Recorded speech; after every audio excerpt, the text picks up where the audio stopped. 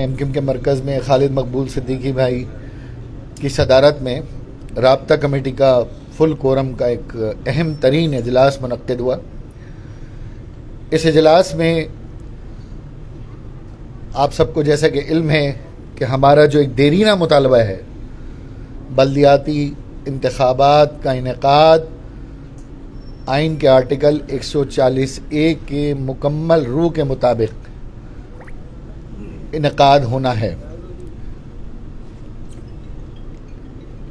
پس منظر یہ ہے کہ کتنی ایک عجیب بات ہے کہ 2017 میں MKM سپریم کورٹ میں 140A کی تشریح کے لیے جاتی ہے۔ ماضی کے اتحادی اس وقت کے پرائم منسٹر عمران خان صاحب، اسد عمر صاحب، ان کو بھی اس میں پٹیشنر بناتی ہے۔ 4 سال مسلسل محنت کے ساتھ، دلائل کے ساتھ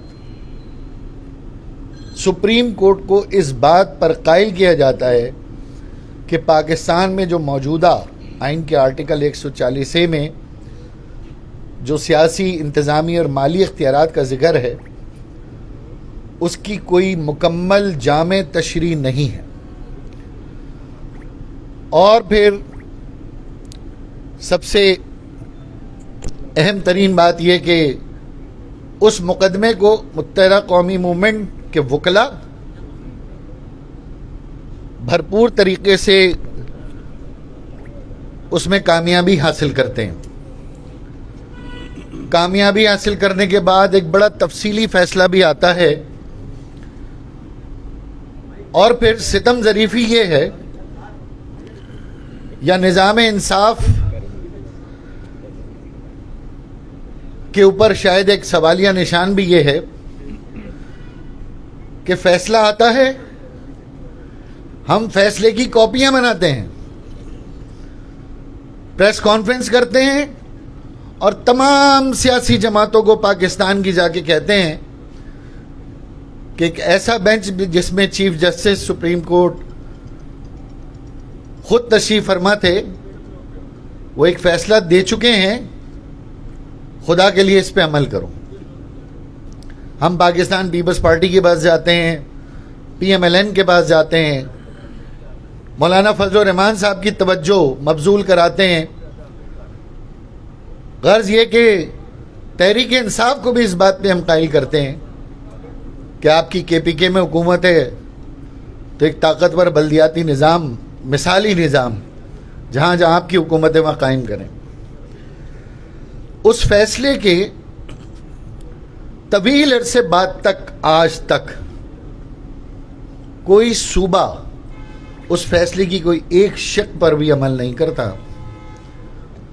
جو آئین کے آرٹیکل 140A اور بنیادی حقوق، بلدیاتی اختیارات کی تقاریر کر کر کے نہیں تھکتے، تو پاکستان کے چاروں صوبوں میں آج تک ان کی حکومتوں نے، جن کی بھی حکومتیں آج بھی ہیں، ایک شق پر عمل نہیں کیا، ایک شق کی ترمیم نہیں کی۔ پھر اس کے بعد متحدہ قومی موومنٹ ایک ایگریمنٹ PTI سے کرتی ہے، اس میں بھی سر فہرست ایک طاقتور بلدیاتی نظام کا مطالبہ کرتی ہے۔ 3.5 سال بعد ہمیں یہ علم ہوتا ہے کہ سندھ میں تو حکومت ہے نہیں،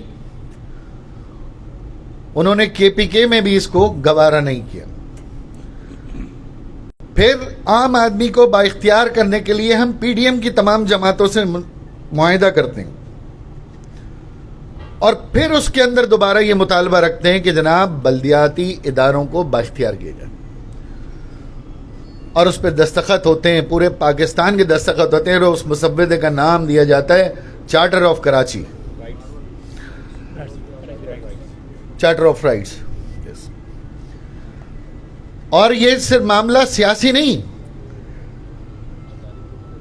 اس پوری جد و جہد میں آئینی، پارلیمانی، سیاسی اور عسکری قیادت کو بھی اس میں ہم آن بورڈ رکھتے ہیں۔ آج 6 ماہ بعد پیپلز پارٹی کے ساتھ ایک پیش رفت ہوئی، کچھ پیش رفت ہوئی, مکمل تو پیش رفت نہیں ہو سکی, لیکن میں یہاں یہ یاد دلانا چاہتا ہوں ان تمام جماعتوں کو جو صوبائی اسمبلی کے باہر 29 دن کا جنہوں نے میلہ لگایا, بڑی بڑی تقریریں کر کے مسودے سائن کیے, اور 2 جماعتوں نے بہت واویلا مچایا کہ جناب انہوں نے پتہ نہیں کیا کروا لیا پیپلز پارٹی سے. ہمارا ایگریمنٹ تو سوشل میڈیا پہ پوری دنیا اس کو پھیلا رہی ہے, لیکن ان 2 جماعتوں نے جو بلدیاتی انتخابات میں بڑا بڑھ چڑھ کر دعوے کر رہے ہیں, اور ایک جماعت کے U C chairman north Hyderabad کے میئر بننے کے خواب دیکھ رہے ہیں, آج تک ان کا معاہدہ منظر عام پہ نہیں آیا. نہ انہوں نے ان مطالبات کی بار بار کوشش کی, نہ کسی عدالت گئے, اور نہ ہی دوبارہ پیپلز پارٹی کو جھنجھوڑا. یہ صرف اور صرف متحدہ قومی موومنٹ پاکستان تھی جس نے بارہا مرتبہ اس معاہدے کے اوپر پیپلز پارٹی PMLN کے ساتھ مذاکرات کیے, اور سب سے بڑا مینڈیٹ جو ہم نے اپنے لوگوں کے ساتھ حاصل کیا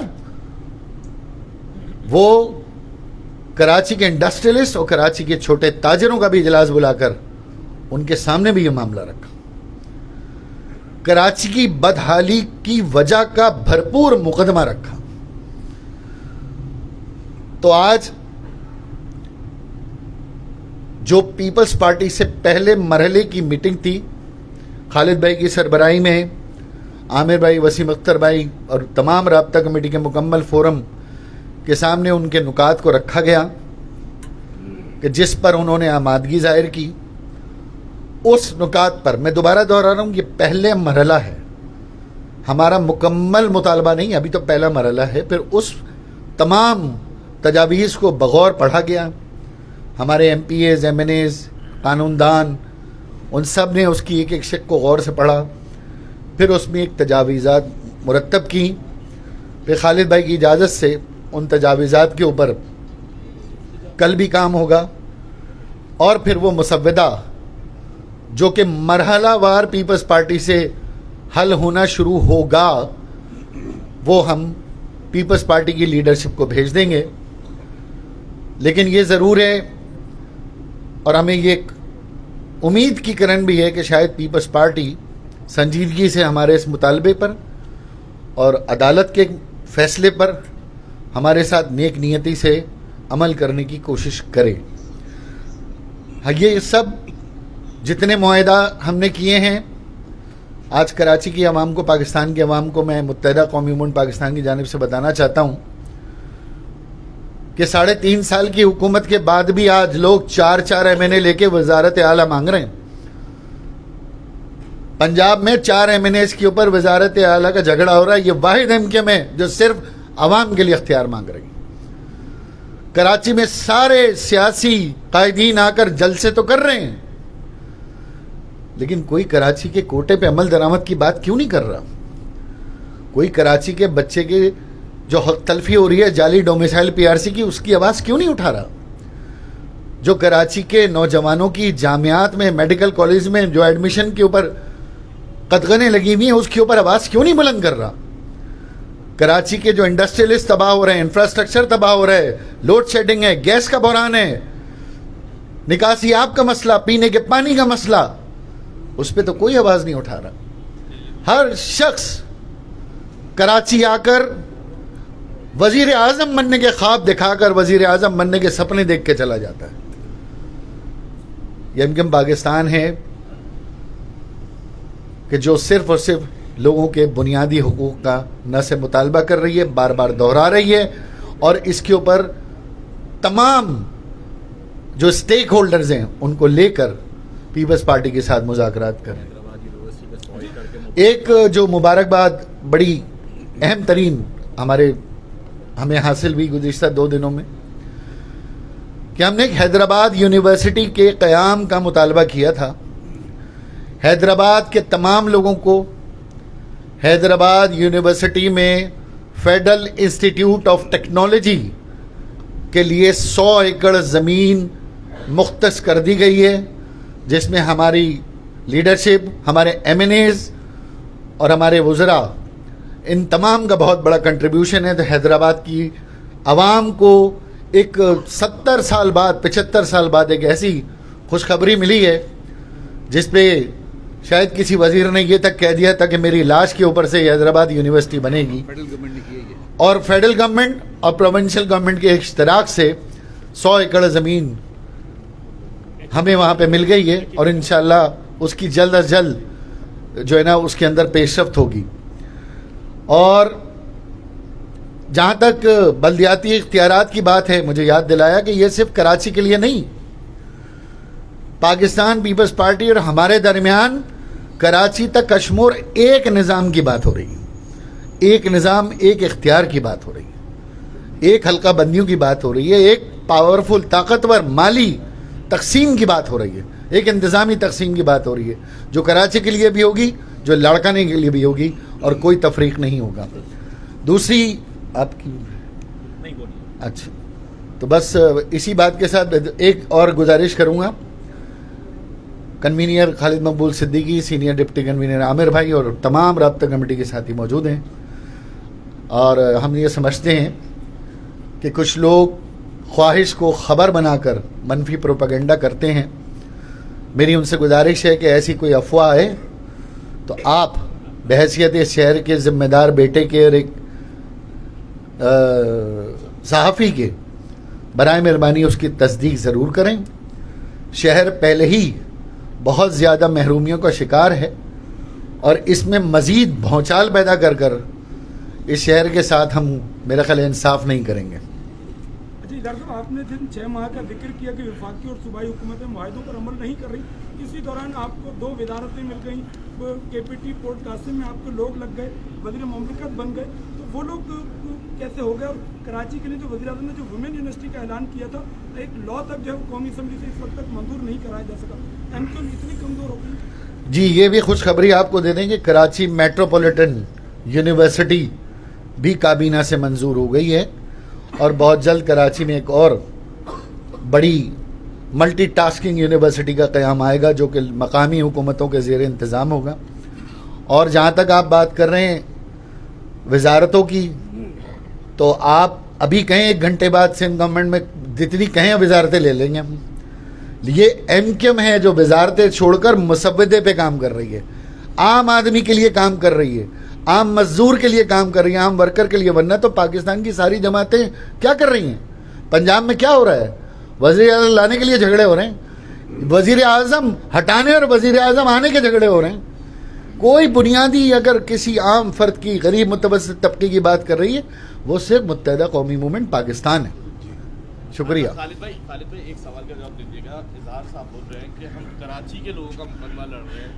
2 ضمنی الیکشن ہوئے، کراچی کے لوگوں نے آپ کو ووٹ نہیں دیے، انہی لوگوں کو ووٹ دیا جو یہاں پر آ کے کچھ بھی کر کے جاتے ہیں، پھر بھی مقدمہ لڑتے رہیں گے. دوسرا یہ بتائیے گا کہ آوازیں چل رہی ہیں ڈاکٹر فاروق ستار کو واپس لا کر ڈپٹی کنوینئر یا کنوینئر بنانے کی، تو اس پر تھوڑا بتائیے گا یہ ایسا کچھ ہو رہا ہے؟ فاروق ستار بھائی کو کئی بار کہا جا چکا ہے، اس کا فیصلہ فاروق ستار بھائی نے کرنا ہے کہ وہ کب آتے ہیں.